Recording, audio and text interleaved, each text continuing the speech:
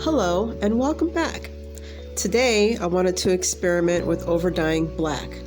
So I have true black over here, and then in my leftover dye stock I'll be showing you some saffron, cayenne red, what else was in there? Vanilla cream. A lot of this is just mixtures from past dyeing sessions, and I don't label what they are. I don't know what the solutions are, how much dye is in them. I just save up whatever's left and then film it for you guys later. So of course, as always, we have to be safe. So we've got the mask and got the gloves, and disclaimer, always use a dedicated dye pot whenever you're dyeing yarn. So this is my little dye pot back there on the stove for small batches, and I've got a spoon that I always use for dyeing and measuring spoons that I always use for dyeing.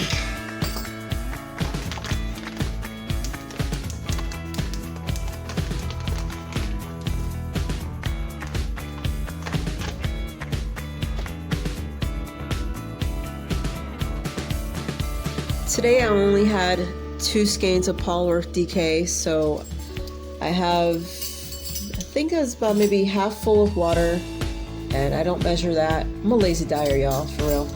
And about a half a teaspoon, just under, of black. I'm just gonna mix that in, and then I'll be putting in the 2 skeins of yarn.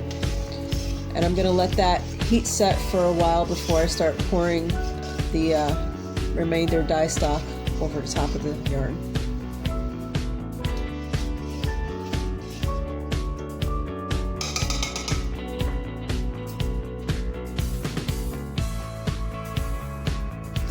Whenever I'm creating a tonal, I like to put the whole thing in and then use the spoon to kind of just push it into the dye and get as much as I can, let it sit for a second, and then I'll flip it over, do the same thing, just to make sure that in those first few important seconds of dyeing I'm getting a whole lot of coverage, as much as possible. So whenever I'm soaking my yarn, I have citric acid, and when I'm getting ready to dye, I put citric acid into the dye bath, and then that way the colors strike hard and fast.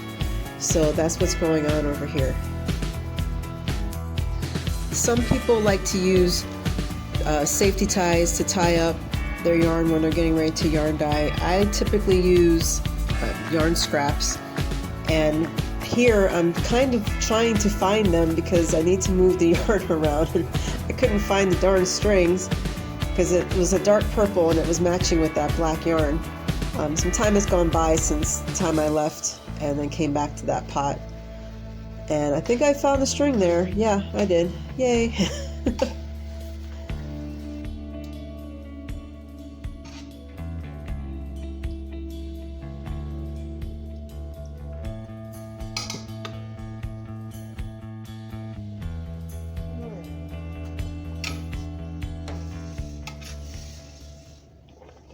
Where's my string? If you listen closely, you can hear me singing to myself to "Where is my string?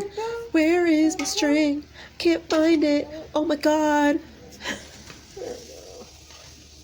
Alright. Where's my other string? I don't know. I don't know. Where'd it go? Is that it? There it is. I think we're going to go ahead. Now that I'm happy with the amount of dye that's left in the pot, I'm getting ready to go ahead and start pouring over. And I'm going to grab that vanilla cream and just randomly pour over the yarn and then see what happens. Which, after pouring this vanilla cream, did pretty much absolutely nothing. But we've got to use it up, so that's what happened.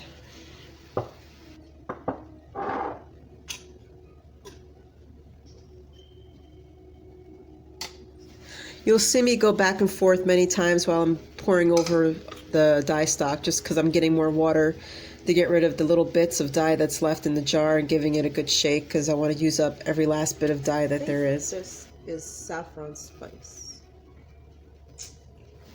I think that this color was saffron, but I'm not entirely sure. It could have been a mix of saffron and something else, but it looks like it was predominantly saffron.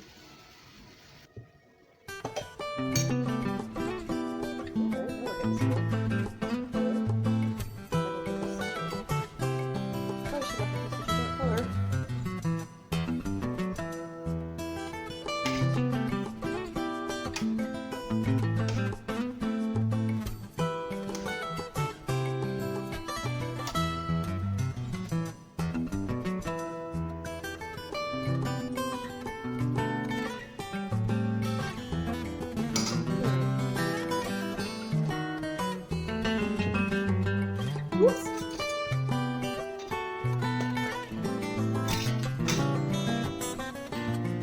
This is super milky. I have no idea what's in here.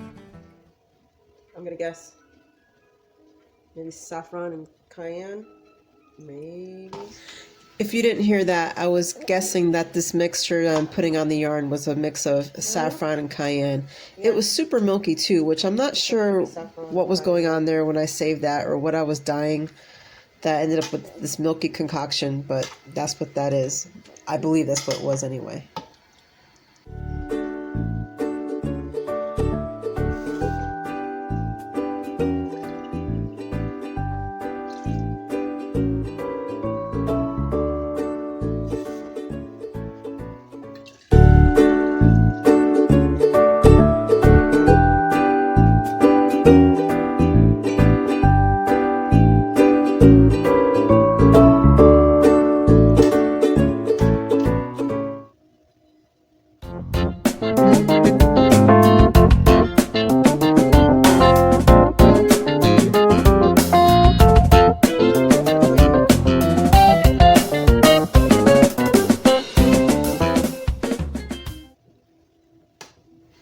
And here I am searching for that darn string again. I had the hardest time this dye session looking for strings.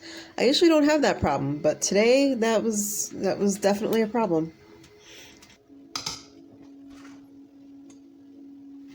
And now I'm leading you in to take a closer look. I was loving the way this color was turning out. And I've been contemplating recreating it. And if you go to my Instagram, I show a picture of that and you can see just how beautiful it came out. Alrighty. I want to cover this up. It's so pretty. Oh, gorgeous. But the show must go on. Alright, so this is cayenne and fawn. This was a mixture of cayenne and fawn.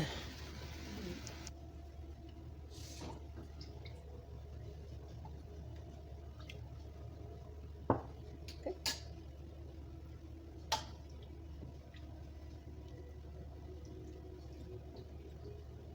And this is cayenne red.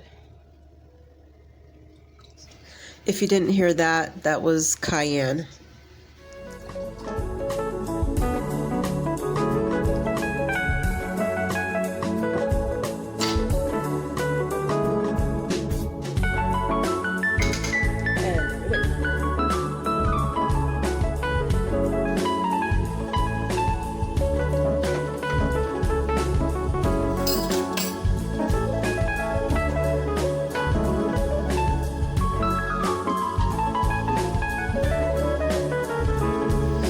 Everything's good, all the dye stock is used up, so now it's just give it a final stir, make sure all the yarn is getting touched by heat and water and dye and all that good stuff, and just going to let it sit on the stove and heat set, and then I'll come back and wash it and I'll show you the final result. This is what the yarn looked like right out of the pot. It's beautiful. It has all these little rust and orange colors and some smears of black. So pretty for fall knitting, and this is the final result. I put up a question on Instagram stories about whether or not I should try to recreate this yarn, and it looks like the consensus is yes, so be on the lookout for another video of me trying to make this colorway again.